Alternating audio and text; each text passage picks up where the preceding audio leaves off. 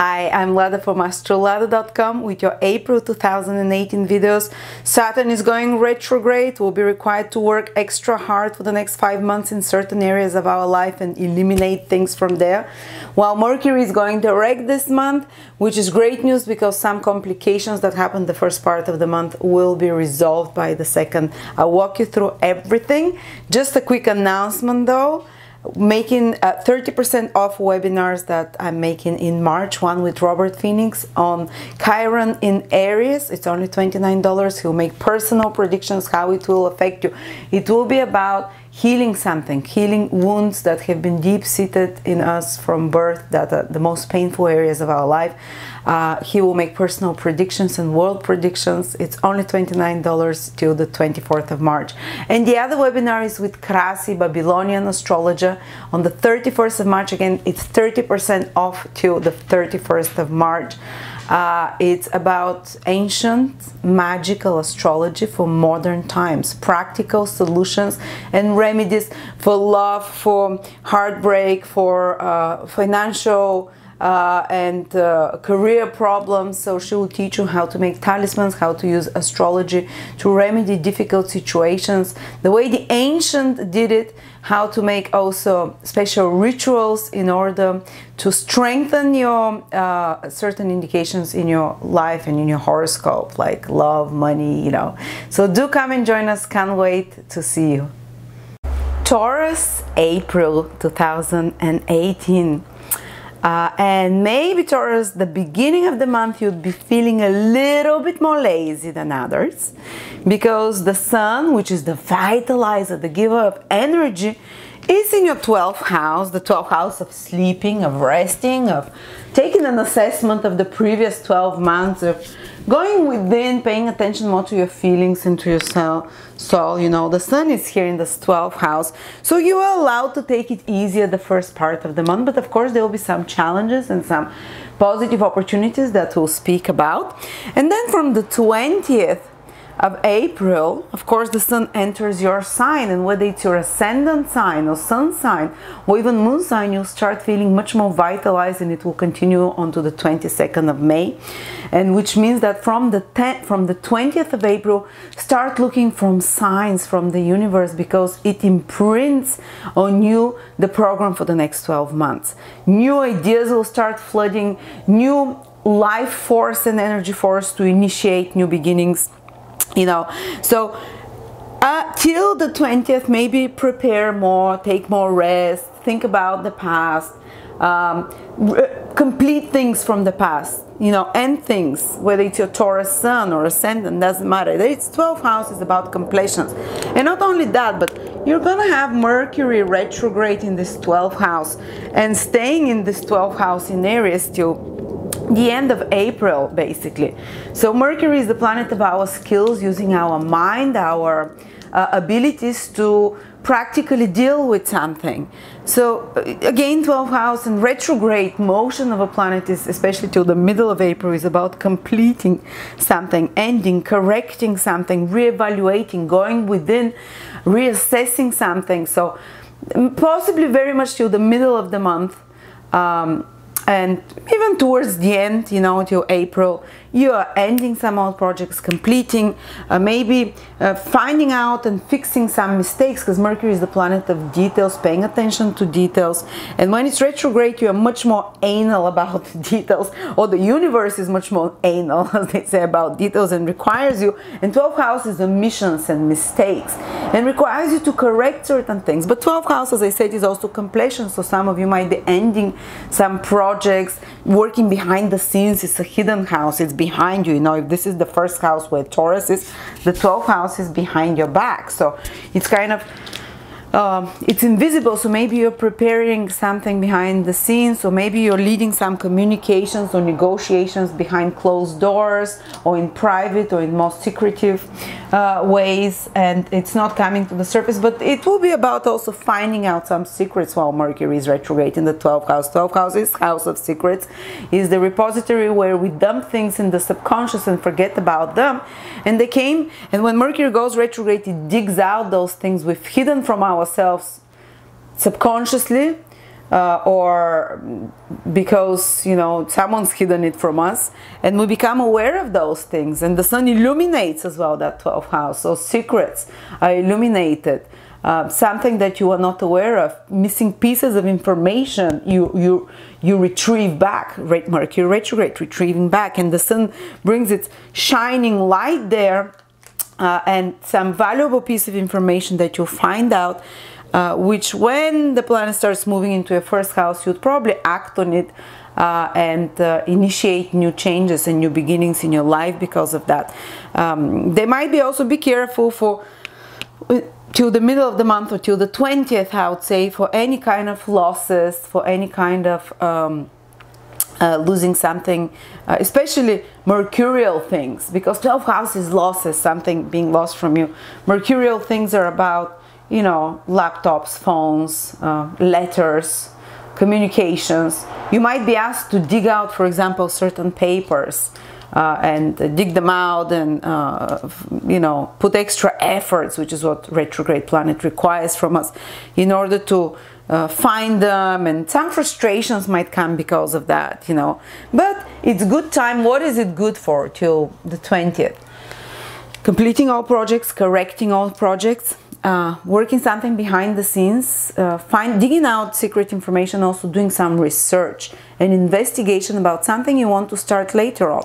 Do it from the end of the month, when the sun is already in your sign, when Mercury is moving direct, you know. But till then you're preparing, maybe you might be preparing even for an exam. 12th house is house of isolation, where you retreat, and when Mercury is retrograde day, you're retrieving back knowledge, or going over back knowledge, and you're spending time alone preparing for something, research. So it can be a great time to find out certain things that you've been trying to, you know, to have deep insights. 12th house is very deep, almost like understanding it with every fiber of your body, having aha moments, inspirational moments, and the sun and Mercury day in this 12th house allow you for that. Also having inspirational moments, you don't need to be a scholar or work in a laboratory to research something.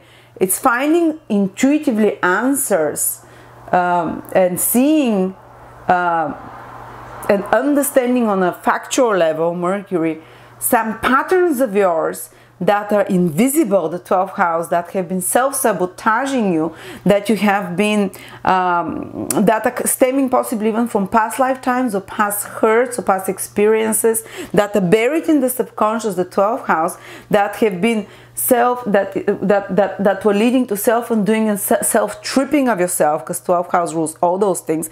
And now you have a unique window that the sun and Mercury allows you into that sphere of yourself, something that might be an addictive behavior, might be an unconscious pattern you keep doing that is sabotaging your success in some way.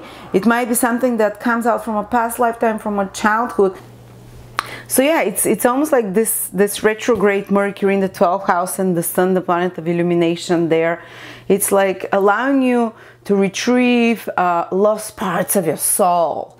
Let's say that on a more conscious level, and let's say it in more mundane terms and normal to understand. You have certain realizations by examining yourself, or by certain intuitive insights which show you where you've made mistakes, or some self-sabotaging behaviors and patterns, and allows you to make choice to resolve them, to dissolve them, to let them go, and to take practical steps, Mercury, to rearrange your life in some way, because you've seen the pattern that is undermining you. So Mercury allows you to make a new plan, because it's a planet of making plans, plan B and C, to help you shift and change those behaviors. And then when they enter the first house, you'll be able to implement, you know, more vigorously those changes into how you manifest into your life.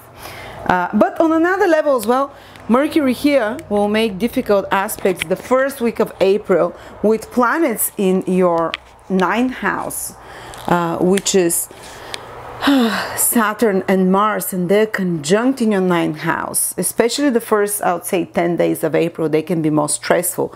And the aspect as we know it, it's called square. And squares is about some challenges that we have to resolve and work extra hard on, that push us into action. Though again, you see, the square is a sign, is a aspect that has very much energy that makes you overcome obstacles. So how can it play out on the material level? Well, both 12 and 9 house are connected to foreign countries, to faraway places, to foreign travel.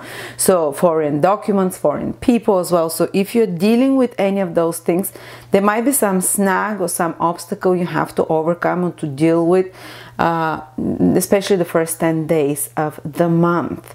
And after that, Mercury starts moving direct from the middle of April. So you gradually, till the end of April, you'll be able to resolve those complications that are connected to travel, to foreign countries of any sort, to matters, legal matters as well. Both 9th and 12th house are ruled by Jupiter, which is a planet that deals with the legal system, whether you're in court cases or dealing with legalization of certain situation, you know. So there might be some stresses that are happening the first 10 days, and when Mercury turns direct from the middle of April, this thing starts getting resolved. But Mercury will make another square to Saturn, a challenging aspect, by the end of April.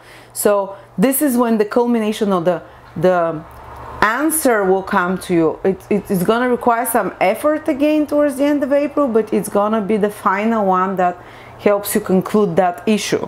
So if you're Taurus rising in particular, Sun to a lesser degree, these things can come to the surface to do with foreign countries, with legal matters, with matters of belief systems. There might be a clash between your belief systems and those of others, because Mercury in the 12th house and Saturn and Mars in the 9th, these are the houses that are connected to how we perceive reality. And there might be some kind of more you having to work through some issues because you're clashing with another person's opinion, or with how reality is actually in regards to how you perceive it, you know, and some delusions or illusions have to be almost like kicked out of you in a bit more painful way because of the difficult aspect. And I know it's very vague, but it's hard to explain. I need to see the exact specific horoscope, but around that topic, you know, you'd feel it. Also the 9th house and the 12th house, because they're Jupiter houses where the difficult aspects are happening, are to do with higher education, with research, with studies of some sort. And it might be even spiritual studies. It doesn't, higher knowledge of any sort. Doesn't just necessarily need to be university. But if you are, for example, if you're in university, dealing with professors, dealing with higher studies, dealing with even learning astrology or deeper studies of any sort, any research, yes, it's good when the planet's in the 12th house for this research, but as I said, the first week in particular, because of the hard aspect between Mercury, Saturn, and Mars, there can be some complications there. If you have exams, for example, make sure that you're really well prepared, that you've revised really well. If you're doing some research, as I said, there might be certain snag you have to overcome and to change your methods. And in regards to that research, there might be like someone deflating your how you feel about this research, but only so they can correct the direction that you're going in, and to put you in a better direction. So don't take it too personally. The 9th house is also our professors, our teachers, our father figures. So with two malefics there and Mercury, the planet of communications, something can come out that's been hidden and buried, that is spoken out between you and such figures. There might be some clash of opinions or some more stressful situations, and that happens in regards to such people. You know, father figures, the father, professors, teachers. But again, as I said, by the end of the month, it will be resolved. The 9th house is if you're trying to arrange documents and papers to travel for another country, or say if you're in a company, in a foreign company that deals with export, import, foreign matters, you know, or if you're an educator of any sort, it can be more testing. 9th house is about teaching. So there can be some having to work hard on some issues connected to educating, to teaching, to and Saturn and Mars, it doesn't mean things will fail in regards to that. It means that you just have to really put back into it. And Mercury is mental skills, organizational skills, so you really have to check your details and be very, the first week, if you're going to be teaching something, if you're going to be communicating with authority, with such father figures, professor figures, if you're going to be dealing with papers and documents connected to foreign travel, connected to import export, connected to higher education, connected to research of any sort, you have to be very more diligent, let's say, and because of those complications that can come up, to work on them harder. Okay, there are many things that, you know, and ninth house is your belief systems. You see two planets there that as we call them, cruel. There might be like a cruel awakening from April, at the end of March and the beginning of April, in regards to certain belief systems that you have, how you perceive, and how you perceive the future. The ninth house is your future plans that give you meaning, that make you excited for the future, and something there kind of in a harsh way, Mars and Saturn, makes you break through certain illusions in regards to your future plans, or makes you correct the course of your future plans, because some unsuspected facts come out, Mercury retrograde in the 12th, that were missing, that make you correct direction in regards to your future goals, or correct your belief systems in some way. Or maybe there might be even some kind of a disappointment with a teacher figure, father figure in your life, that makes you change how you perceive reality and what you believe in. Okay, now let's see what else. I have some also good news for you, you know. Venus is in your sign, Taurus. Comes in your sign once every year. This time it zooms very quickly through your sign from the start, from the first day of April till the 25th of April. Venus, the planet of love, in your sign, in its own sign, Venus becomes very strong.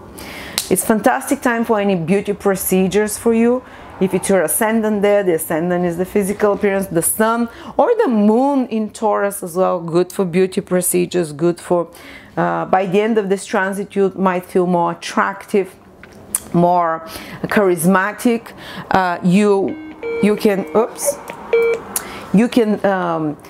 Your strategy for success in April is to be as diplomatic, which is Venus, as possible, and you'd magnetically attract the things that you need, because Venus is a female planet that attracts rather than you having to go and fight for it. So I advise you, you know, put on your charm, no matter what's happening here in the 9th, 12th house at the start of the month. That can be a bit more stressful, but it's, you know, it's life.